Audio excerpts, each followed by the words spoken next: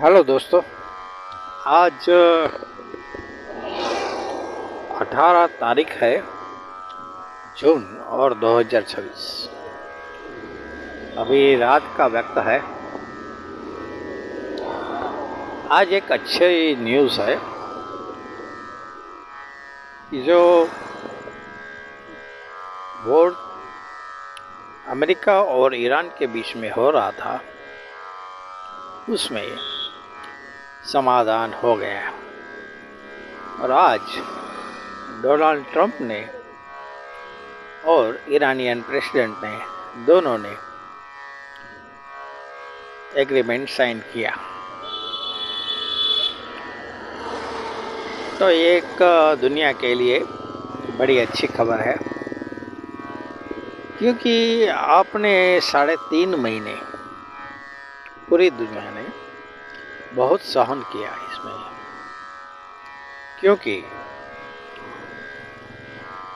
देखिए, हमें तो ऐसा लगता है कि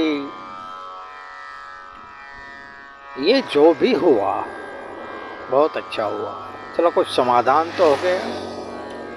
वरना युद्ध में हमने तो देखा है कि जितने भी युद्ध इसके पहले भी हुए थे और अभी भी चालू,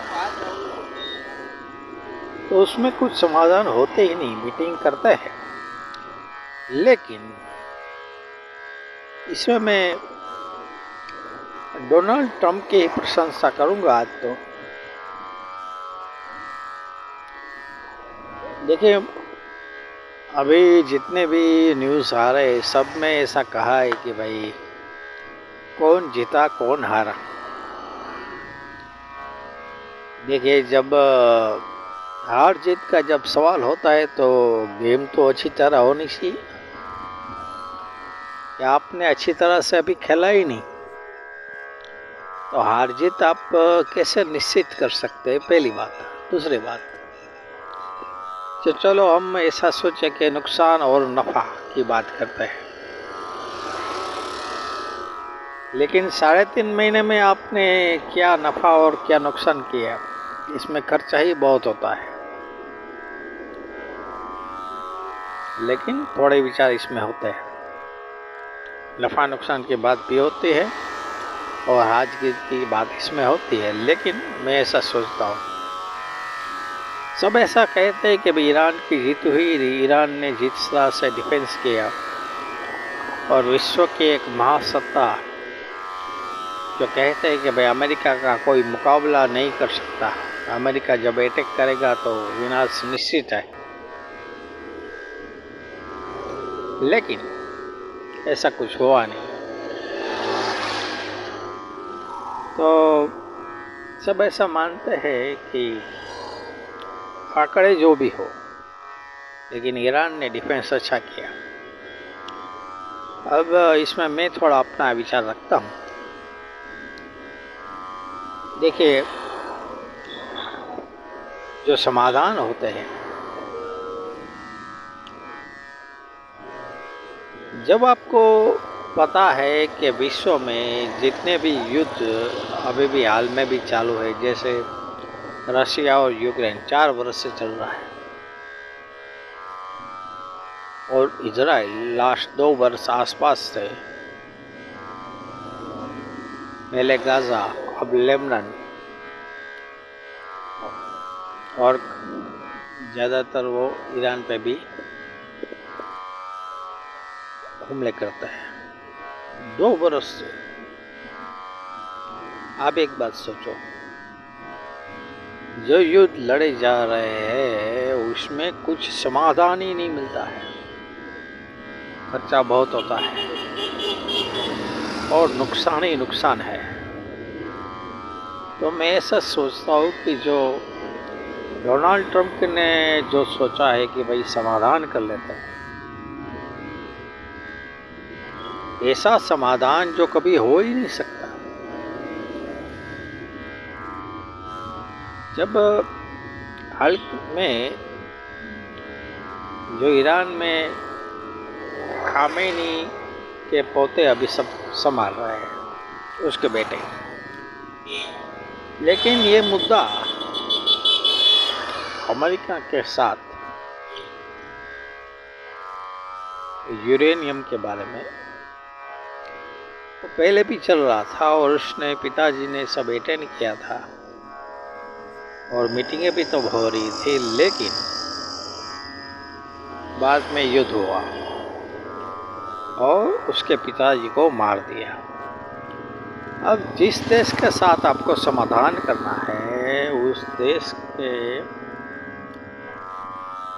जो बड़ा होता है, जो प्रेसिडेंट होता है, उसको ही आपने मार दिया। अब उसके बेटे के साथ आप जाके क्या करोगे? वो तो पहले आपको मानेगा ही नहीं। और ऐसा ही हुआ ना कि 40 दिन तक ईरान बाहर ही नहीं आया था। 40 दिन तक उसने अटैक किया, बाद में वो समाधान पे आए। तो तब तक सीज फायर चलता रहा, लेकिन ये समाधान बाद में कहते हैं कि तीसरी है मीटिंग, तो उसमें ये काम हो गया। अब मेन बात ये सोचनी चाहिए हमें कि काम इसमें हुआ।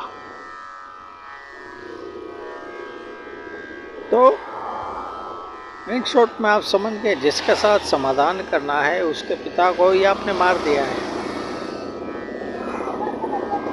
समाधान मुश्किल था और समाधान हो गया।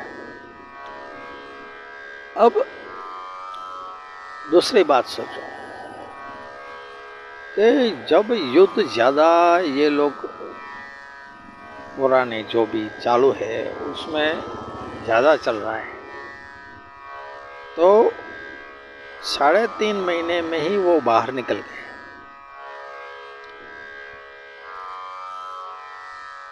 तो इससे क्या होगा कि खर्चा बचेगा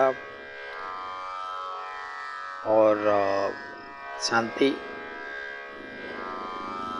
इसमें दूसरी एक बात जो डोनाल्ड ट्रंप की है कि जब स्टेट ऑफ हॉर्मुज़ पे उसने ब्लॉकेज किया तो उसने एक बात ही सोची कि भाई ईरान के क्लाइंट थे वो उसने ले लिए।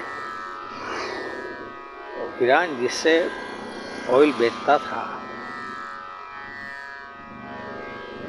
उसके साथ उसने एग्रीमेंट कर लिया। तो इसमें कुछ कसर नहीं छोड़ी है ईरान को बर्बाद करने। अब ईरान के पास क्या हुआ, समाधान हो जाएगा, लेकिन नए तरह से सब डेवलप करना है। तो मैं तो इसमें जितने भी आप सोचो तो मुद्दे,